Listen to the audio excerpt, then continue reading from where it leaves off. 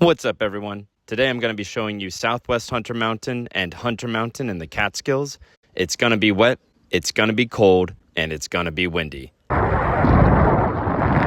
Let's get into it. So the trail definitely starts out with some rocky uphill. We're about half a mile in, and looks like the rocky portion is kind of over with. Be careful, especially if it's wet out. Take your time. Have good traction, but you should be fine. According to my watch, I have climbed about 2,000 feet in 2 miles. So I guess that explains why I'm out of breath. That or all the pizza I've been eating, but we'll say it's the elevation gain. Oh wow, is the trail made mostly of rocks and roots? Must be the Catskills. Now we're up in the good stuff with the pine and the birch. This is my favorite part of the mountains by far. So according to my watch, I've gained now about 2,700 feet of elevation, which seems high, but I'll have to check the math on that one. But all that to say, pretty high up, and no views to speak of, unfortunately.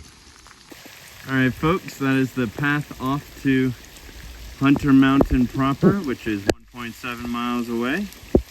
And we're gonna go this way first. Try to get to the southwest peak of Hunter Mountain as well. There's a nice little lean-to about 100 feet after the trail junction.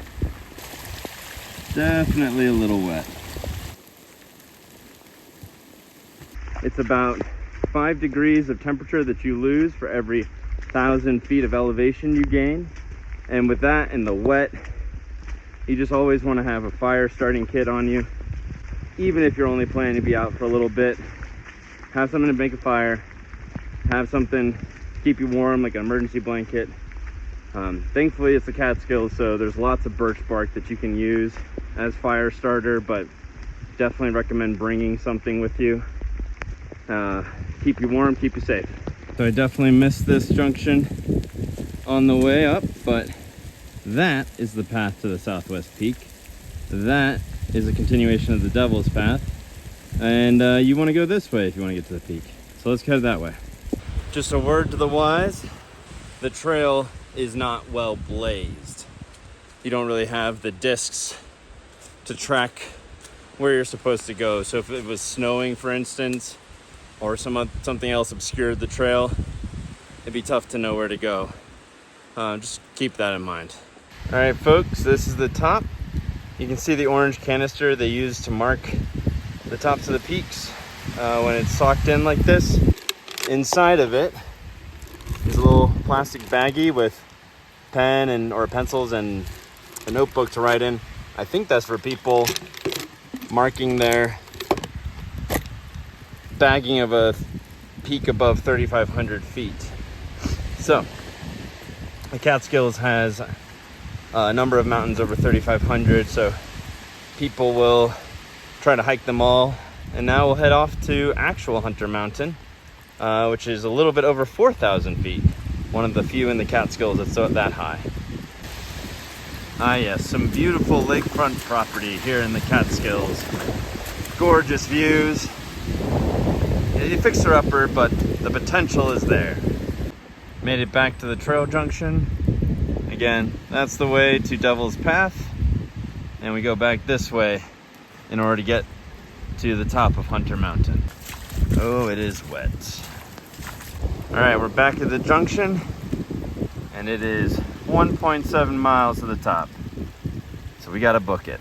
Let's get to it. A little bit of uphill, but not too bad. So important to note that the blazes on this portion of the trail are yellow. So the red is the Devil's Path, and yellow for the path up Hunter Mountain. This trail is not a trail, it's a creek. I think SpongeBob did it slightly better, but you get the idea.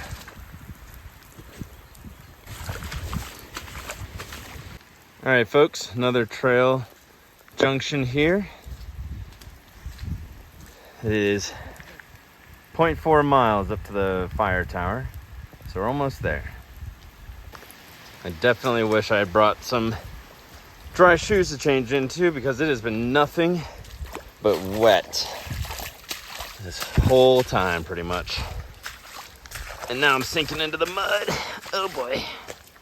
But interesting to note, now after that junction, the markers are blue. There she is. It's gotten foggy and windy in the last 5 seconds, so let's see what this view is like. That view, it's already I'm gonna go down. Thankfully there's this little deck to sit in and eat some food, because it is getting windy and rainy for sure. Well, that explains why it feels so cold up here. It's about 42, 43 degrees. It's a nasty day, but a beautiful one for the mountains. Time to say goodbye. Head on back.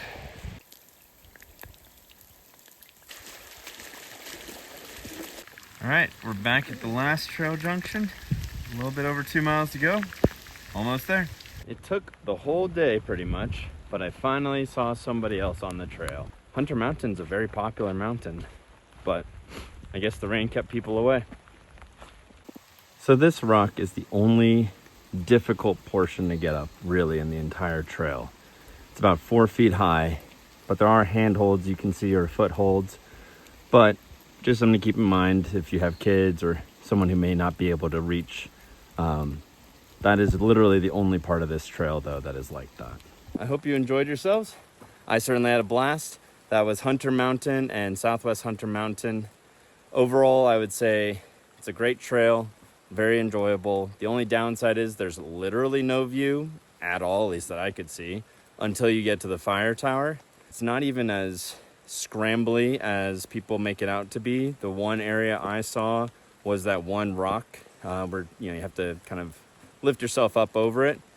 But other than that, everything else I think is manageable by someone who's a kid or maybe less physically fit, as long as they have good traction, have the endurance and the energy to last for that long and are willing to put up with the fact that they won't get a view until the very end. Click like and subscribe if you want to see more hikes in the Catskills, the Adirondacks, and beyond.